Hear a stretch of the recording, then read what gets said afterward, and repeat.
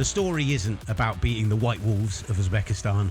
The story is about Cristiano Ronaldo getting off the mark. And in his post-game interview, he tried to talk about the team, he tried to talk about everything else, but he also said, this is what I do, this is who I am. I turn up eventually. Maybe it's late sometimes, but I turn up eventually. I'm delighted to say that joining us now, a man who, we shared some feelings on Ronaldo previously, maybe feeling a bit more buoyed about that Portugal performance last night. Here on the S Word, sponsored by Kalshi, with me, Gavin and Flex. The brilliant Eric Krakauer is here. Eric, yes, how are you doing, sir? They're off the mark.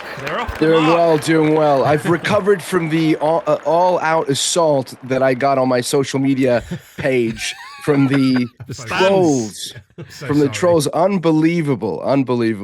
We posted a clip of basically, and what was funny is Eric came on the show and said that Cristiano Ronaldo is like, he's not playing well, but also isn't the reason this team is losing. You did say that. And you've got this amazing combination of people in the comments. Some people going, yes, Eric, he isn't the reason we're losing. Who I'm not sure if they watched the clip or not. They just saw the headline and were like so on board. And then others, like, it's so mad. Like, I feel like you can tear down any nation in this World Cup and maybe get away with it. But if you go after Cristiano Ronaldo stands or Messi, it's different. It's different. It's completely different. You talk about like the Swifties and the Beyonce ones. I can't remember what they're called. The bees, the hive, right? That's it. Yeah, you can talk about that, but when it comes to Ronaldo stands, forget it. They came out for me. Their knives were sharpened. Well, I appreciate you coming back on considering that. Yeah. At least you didn't do what Rory Jennings, who was sat in this studio earlier, did and bet £5,000 on a charity bet that he wouldn't score at all in the tournament. So, yes, I saw that. How are you feeling after last night? Is a weight lifted from a Portuguese perspective? I think the simple answer is yes. I think that also most of what I said to you both a few days ago has sort of been vindicated in that we still, the first performance didn't come down to Ronaldo not performing, and that I still think, despite his brace yesterday against Uzbekistan, I still think that he's better off coming off the bench, because while I'm excited about the performance, while I'm happy for Cristiano Ronaldo, I think that he came under too much abuse and disrespect. It's still Uzbekistan. Facts. You have to take into consideration, of course, the level of opposition, and even on the Mendes free kick as well. Keeper was shocking for that. So you have to legislate for that. For me, I really agreed with what you said when you came on, and I was on the show as well with you last week, Eric, when you said that Ronaldo is not the single reason why Portugal are underperforming, and you noted some of the reasons of what Portugal needed to fix in order to just be a better team, just in general with the players that they've got, especially with the world-class midfield that they've got. They still had situations to make, but I think that it just went too far to the right, or too far one side of, hate towards Ronaldo because Messi was doing what he's doing. All of a sudden, Ronaldo's a bum, and Ronaldo can't do this, and they don't play the same sport, and this, that, and the other. Look, I'm a Manchester United fan. I love Cristiano Ronaldo, right? But I think you can, if you take it logically, you can pick out the things that the team needs to improve on that involve him, but also understand how great he's been and what he can still offer today. So me personally, and I know you'll be well more versed on this than I am, watching Portugal, that's your country, your team, week in, week out. Like, I still think that Ronaldo needs to play for Portugal. I just think that, like, more about what you were saying, they need to find a way. You need to find out, because I still don't think, I'm not so sure that if Ramos was playing, or João Felix has been off it for a while, last time I checked, I just don't think there's better guys in those moments. If you find a way to get chances for Ronaldo in the box and find a way, I just think Portugal is still going to be better off with one of the, in my opinion, the second best goal scorer we've ever seen. Look, I think that's a very valid argument, and his two goals just exemplified how lethal he still is when you give him a good opportunity, when you put him in a good position. The main criticism that I had after the first game against DR Congo was that if Roberto Martinez was going to insist on playing Cristiano Ronaldo, then he would have to devise a system that would mitigate what he lacks and would essentially take advantage of all the benefits that he still brings you if he's in the 11. So he's not going to be able to press. He's not going to be able to stretch you so much. In fact, in his second goal, he is telling Bruno Fernandes to hold off on the pass until he gets into a good position and closer to the goal so that he can get on the end of that pass and then put it away.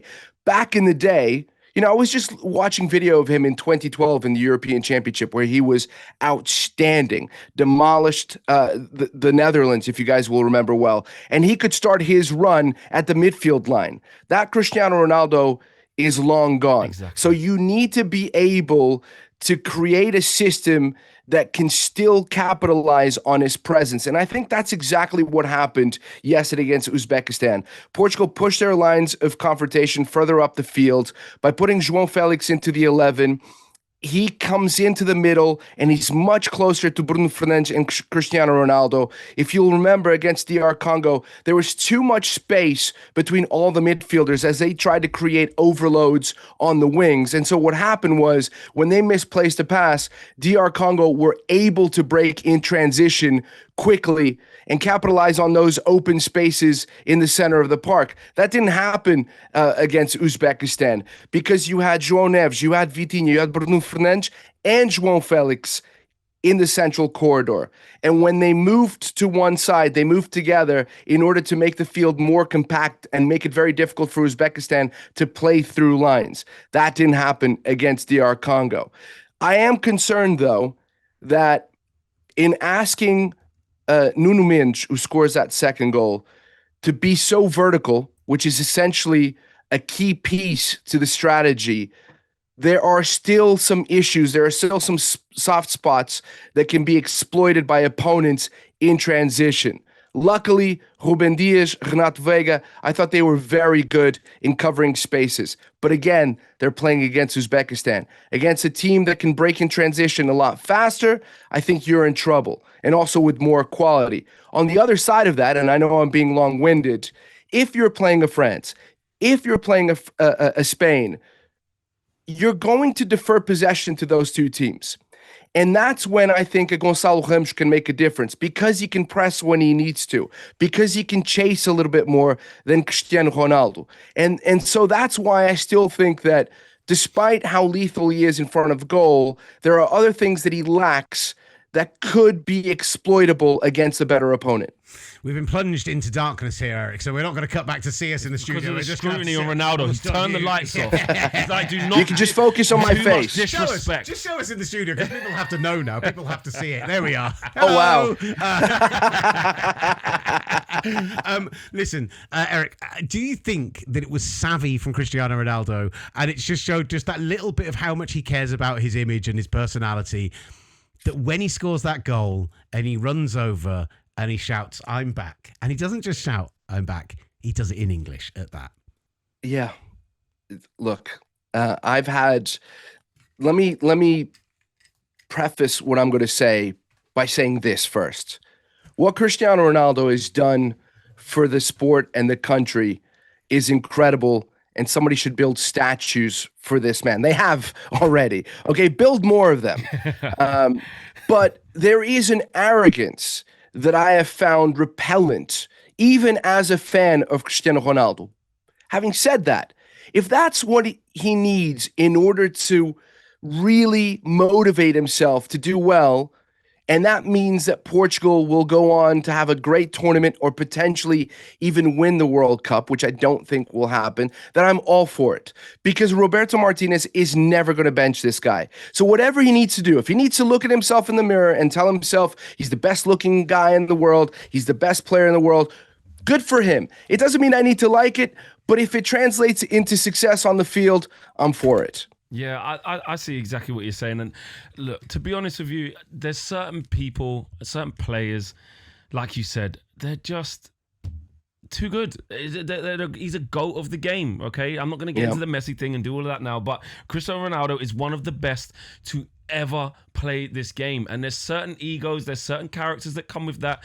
There's certain characteristics that come with that of, I don't know, people call it arrogance and petulance and selfishness, or all these types of, a self-obsession and these type of negative connotations. But this is exactly what has made him what he is today. Exactly. And for me, I think people misunderstand that and forget that. And it does turn to disrespect. I think that Cristiano Ronaldo has absolutely been disrespected in the lead up to this. Anytime Messi does something, and I get it, they've had the rivalry for so long, and it's been incredible. We've been lucky to witness these two going at it, and I do think Messi shades it. Even as a Man United fan, Messi is the best to ever do this.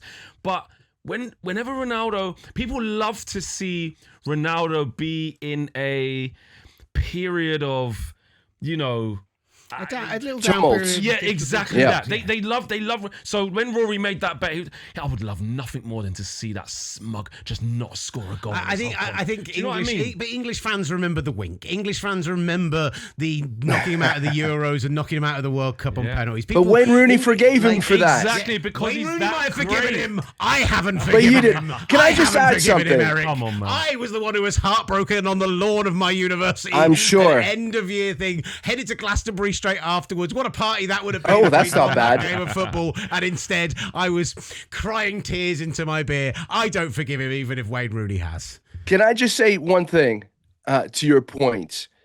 I think there has been a tremendous amount of disrespect, and I've heard a lot of pundits, including here in the United States. By the way, people were very annoyed at my American accent as well, even though I'm Portuguese born and bred. I should say that. Now, I've been a little bit, my feathers have been ruffled by the way that Cristiano Ronaldo has been disrespected, and by this narrative about Lionel Messi, who I agree with you is the best, at least in my lifetime. I didn't see Pelé. I caught the late end of Maradona. So let's say he is the best. But I've been very annoyed by the disrespect aimed at Cristiano Ronaldo, where people are essentially forgetting what it was that he did, not only at Manchester United, where he won his first Ballon d'Or, but also the rivalry between the two during their time in La Liga. They were neck and neck. Yep. If I'm going to put Lionel Messi above Cristiano Ronaldo, which I do in this endless discussion that bores me, I will say this. The longevity of the two players has been amazing, but the dominance that has been displayed by Messi, even in his longevity, where Cristiano Ronaldo has regressed a little bit, is for me what has taken him above Cristiano Ronaldo. Having said that, there's a 3-year difference. Messi is 3 years younger, and then of course there is the World Cup. But people seem to forget. They have amnesia about what he did for Manchester United and for Real Madrid. You're starting to sound like one of those Ronaldo stands just a little bit, Eric. Eric, No, you know what? I'm being rational about this. Yeah. This show doesn't promote rational. And the comments won't as well, but you're speaking facts, Eric. Eric, wonderful stuff from you. Thank you so much. talkSPORT presents The S Word. Listen again and subscribe wherever you get your podcasts and on the S Word YouTube channel.